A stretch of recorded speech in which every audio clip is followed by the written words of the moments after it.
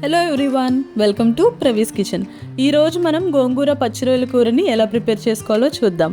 జనరల్గా non veg అంటే అందరూ ఇష్టపడతారు, రెగ్యులర్గా చేసుకుంటూనే ఉంటారు.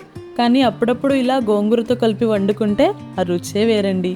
గోంగూరని పప్పులో వేసినా, చికెన్లో, మటన్లో, ప్రాన్స్లో ఎందులో వేసినా భలే కలిసిపోతుందండి. సరైన పద్ధతిలో చేయాలే కానీ గోంగూరని ఇష్టపడని వాళ్ళు కూడా లొట్టలేసుకుంటూ తింటారు, అంత బాగుంటుంది. లేట్ చేయకుండా రెసిపీలోకి వెళ్ళిపోదాం. ఇక్కడ నేను 3 కట్టల గోంగూరని తీసుకున్నానండి. కాడలు లేకుండా వలుచుకుని 3-4 సార్లు నీట్గా వాష్ చేసుకోవాలి. ఆకుకూరల్లో ఇసుక ఎక్కువగా ఉంటుంది కాబట్టి జాగ్రత్తగా వాష్ చేసుకోవాలి. ఇప్పుడు ఈ గోంగూరని ఒక బౌల్లో వేసుకొని వాటర్ ఏమీ వేయకుండా కుక్ చేసుకోవాలి. గోంగూరలో వాటర్ ఉంటుంది కాబట్టి ఆ వాటర్ సరిపోతుందండి, ఎక్స్ట్రా వాటర్ ఏమీ వేయనక్కర్లేదు. ఒక 5-6 నిమిషాలకి గోంగూర కుక్ అయిపోతుంది. ఇలా కుక్ అయిన గోంగూరని పప్పు గుత్తితో బాగా మెత్తగా మెదుపుకోవాలి. ఇలా మెదుపుకుంటే కూరలోకి చిక్కదనం వస్తుందండి, చూడ్డానికి తినడానికి కూడా బాగుంటుంది. మెదుపుకోకుండా వేసేస్తే దారాల్లా మధ్య మధ్యలో ఆకులు తగులుతూ చిరాగ్గా ఉంటుందండి, అంత బాగోదు. గ్రేవీ కూడా సరిగ్గా రాదు. కావాలంటే కుక్ అయిన గోంగూరని మిక్సీ జార్లో వేసి గ్రైండ్ అయినా చేసుకోవచ్చు. మరీ పేస్ట్లా ఉంటుందని నేనైతే ప్రిఫర్ చేయను, మీకు కావాలంటే అలా కూడా వేసుకోవచ్చు.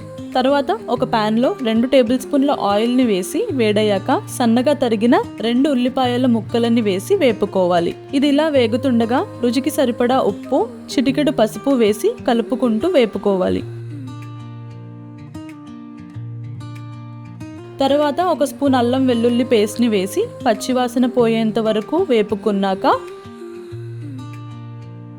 క్లీన్ చేసుకున్న ప్రాన్స్ని వేసుకోవాలి. నేను ఇక్కడ 1/2 kg ప్రాన్స్ని తీసుకున్నానండి.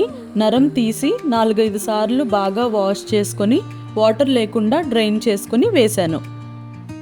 4-5 నిమిషాలకి ప్రాన్స్ కుక్ అయ్యి ఇలా వాటర్ రిలీజ్ అవుతుందండి. ఈ స్టేజ్లో 1 టేబుల్ స్పూన్ కారం వేసి కలుపుకోవాలి. 1 నిమిషం పాటు వేపిన తర్వాత 1/2 స్పూన్ గరం మసాలాని వేసి ఒకసారి కలిపి ముందుగా మెదుపుకున్న గోంగూరని వేసి 7-8 నిమిషాల వరకు కుక్ చేసుకోవాలి. కన్సిస్టెన్సీ ఇలా దగ్గర పడ్డాక స్టవ్ ఆఫ్ చేసి సర్వ్ చేసుకోవడమే.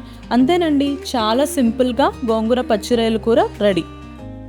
వేడివేడి అన్నంలో ఈ కూర కలుపుకొని తింటే ఉంటుంది.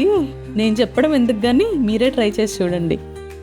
గోంగూరని సరిగ్గా వాష్ చేయకపోయినా, పచ్చి రొయ్యల్లో నుంచి నరాన్ని తీయకపోయినా కూరలో ఇసుక తగులుతూ తినడానికి చాలా చిరాగ్గా ఉంటుందనే విషయాన్ని గుర్తుంచుకోండి.